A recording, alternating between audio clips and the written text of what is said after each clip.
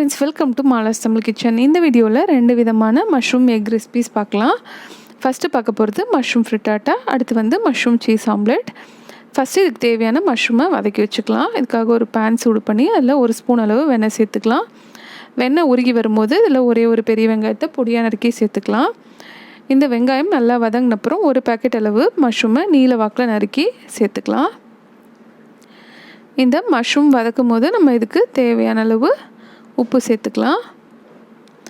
Mushroom வதங்கி வரும்போது அதுலேருந்து தண்ணி வந்து நமக்கு நல்லா ரிலீஸ் ஆகும். அந்த தண்ணி வத்துற வரையும் நம்ம வதக்கிக்கணும். மஷ்ரூம் வந்து ஒரு 3/4 பங்கு வதங்கி வரும்போது நம்ம அதில் கேப்சிகம் சேர்த்துக்கலாம், 1 கப் அளவு. இந்த கேப்சிகம் வந்து க்ரன்ச்சியாக இருக்கணும், அதுக்காக தான் நம்ம வந்து கடைசியில் சேர்க்குறோம்.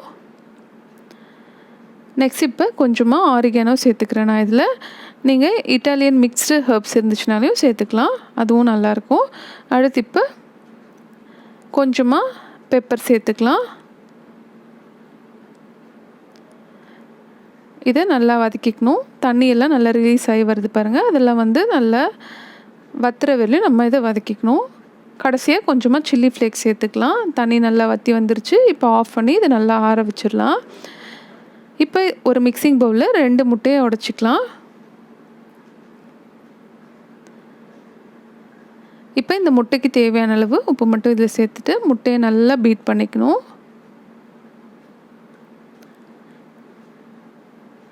முட்டையை பீட் பண்ணுறதால நல்லா சாஃப்ட் அண்ட் ஃப்ளஃபியாக வரும் நமக்கு இந்த ஃப்ரிட்டாட்டா. முட்டையை நல்லா பீட் பண்ணியாச்சு. இப்போ இதே பேனில் கொஞ்சமாக பட்டர் சேர்த்துட்டு அது உருகி வரும்போது நம்ம இந்த அடித்து வச்சுருக்க முட்டையை சேர்த்துக்கலாம்.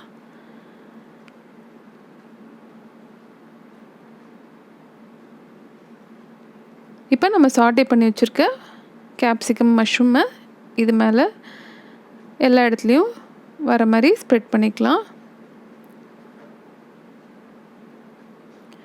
நீங்கள் கலர் கேப்சிகம், அதாவது ரெட் அண்ட் எல்லோ கேப்சிகம் இருந்துச்சுனாலையும் இது கூட சேர்த்து செய்யலாம், ரொம்ப நல்லாயிருக்கும். வேறு ஏதாவது வெஜிடபிள்ஸும் நீங்கள் இதோட சேர்த்துக்கலாம் இந்த மஷ்ரூமோட.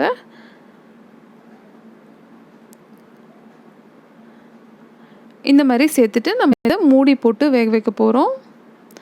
வேக வச்சுட்டு அப்படியே எடுக்க போகிறோம், திருப்பி போட போகிறதில்ல. 5 இல்லை 6 நிமிஷம் வந்து ரொம்ப சிம்லேயே வச்சு நம்ம இதை மூடி போட்டு வேக வச்சுக்க போகிறோம். வெந்தப்புறம் நம்ம இந்த மாதிரி எடுத்துடலாம். சுவையான மஷ்ரூம் எக் ஃப்ரிட்டாட்டா ரெடி ஆயிடுச்சு. நெக்ஸ்ட் இப்போ மஷ்ரூம் சீஸ் ஆம்லெட் எப்படி செய்யுதுன்னு பார்க்கலாம் வாங்க. இதுக்காக மிக்சிங் பவுலில் 3 முட்டையை உடைச்சி ஊற்றிக்கிறேன். இந்த ஆம்லெட் ரெசிப்பியில் வந்து நான் வந்து உப்பு எதுவும் சேர்க்க போகிறதில்ல. டைரெக்டாக இப்போ நம்ம வதக்கி வச்சுருக்க மஷ்ரூமை இதில் சேர்த்துக்கலாம். சேர்த்துட்டு பேனில் சேர்த்துக்கலாம். வெண்ணெய் கூட இந்த ஆம்லெட்டுக்கு தேவையில்லை. இந்த மாதிரி சேர்த்துட்டு நம்ம மூடி போட்டு இதை வேக விடணும். மஷ்ரூம் மட்டும் எல்லா இடத்துலையும் இருக்க மாதிரி ஸ்ப்ரெட் பண்ணி விட்டுக்கோங்க. இந்த ஆம்லெட் வந்து நல்லா திக்காக இருக்கும் நமக்கு. இப்போ இதை மூடி போட்டு ஒரு 2 நிமிஷம் சிம்லேயே வேக வச்சுக்கலாம். இப்போ ஓப்பன் பண்ணி ஒரே ஒரு சீஸ் ஸ்லைஸை சென்டரில் ப்ளேஸ் பண்ணிடலாம். சீஸில் உப்பு இருக்குன்றதுனால தான் நம்ம முட்டையில் எதுவுமே உப்பு சேர்க்கல. இப்போ இதை மூடி போட்டு 5 நிமிஷம் சிம்லேயே வச்சு வேக வச்சு எடுத்தால் நமக்கு சீஸ் வந்து நல்லா மெல்ட் ஆகி சூப்பராக ரெடியாக இருக்கும். இதையும் நம்ம திருப்பி போடவே தேவையில்லை. இந்த மாதிரி க்ளோஸ் பண்ணிவிட்டு இந்த மாதிரி ப்ரெஸ் பண்ணி விடுங்க. சீஸ் எல்லா இடத்துக்கும் கொஞ்சம் ஸ்ப்ரெட் ஆகும். சுவையான மஷ்ரூம் சீஸ் ஆம்லெட்டும் தயாராகிடுச்சு. இதை எடுத்து நம்ம சர்வ் பண்ண வேண்டியது தான். இந்த 2 விதமான மஷ்ரூம் எக் ரெசிபீஸையும் நீங்களும் உங்கள் வீட்டில் செஞ்சு பாருங்கள்.